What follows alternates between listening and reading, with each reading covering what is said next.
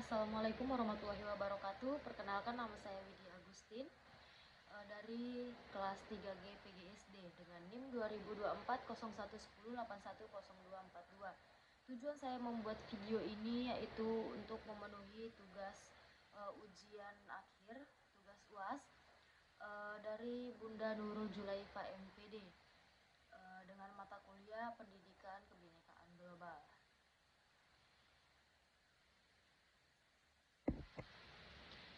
Itu saja perkenalan singkat dari saya. Selanjutnya silahkan menonton video kesimpulan saya di sini selanjutnya. Baik, di sini saya akan menyimpulkan hasil wawancara saya dengan Ibu Afi, wali kelas dari kelas 6C di SDN 02 Cakranegara. Saya mewawancarai tentang penerapan kurikulum Merdeka tentang kebinekaan global. Bu Afi bilang, penerapan kebinekaan global pada SDN 02 Cakranegara ini sudah terlaksana karena SDN 02 Cakranegara ini adalah SD terbesar di Cakra. Dalam artian SD ini yaitu salah satu pusat sekolah yang besar di Cakranegara. Bu Alfi bilang penerapan kurikulum Merdeka pada kebinekaan global ini sudah terlaksana karena adanya kolaborasi antara guru dan orang tua sehingga kegiatan semua siswa itu berjalan sangat lancar. Bu Alfi juga bilang secara nyata siswa itu memang belajar dari apa yang mereka lihat. Nah, sehingga sekolah tersebut punya kegiatan yang sengaja dibuat untuk memudahkan siswanya kayak menghargai segala perbedaan yang ada di sekolah tersebut. Nah, contoh program yang dibuat sekolah yaitu Sabtu Budaya. Nah, di program Sabtu Budaya ini yaitu semua siswa diwajibkan memakai pakaian adatnya masing-masing. Nah, atau kayak ada kegiatan hari-hari besar dan misalnya ada ada acara-acara tertentu di sekolah itu. Nah, sekolah ini menerapkan kegiatan program Sabtu Budaya agar siswa-siswa di sekolah SD 02 itu bisa paham, oh ini loh baju adat dari daerah ini, oh ini loh baju adat dari daerah ini. Nah, di pertanyaan wawancara yang ketiga itu tentang strategi pembelajaran. Nah, Bu Afi bilang strategi pembelajaran yang digunakan sekolah itu untuk menerapkan kebinekaan global yaitu dengan dengan game edukatif karena di setiap sekolah sekarang itu ada yang namanya Smart TV. Nah, di SDN 02 itu dapat 2 Smart TV. Nah, jadi mereka untuk mengenalkan kebinekaan global di sekolah SDN 02 ini, sekolah itu akan melakukan game edukatif. Contohnya kayak puzzle, terus kayak game koper keliling dunia, terus nanti ada kayak game stiker terus tempel-tempel sesuai dengan perintah dari stikernya.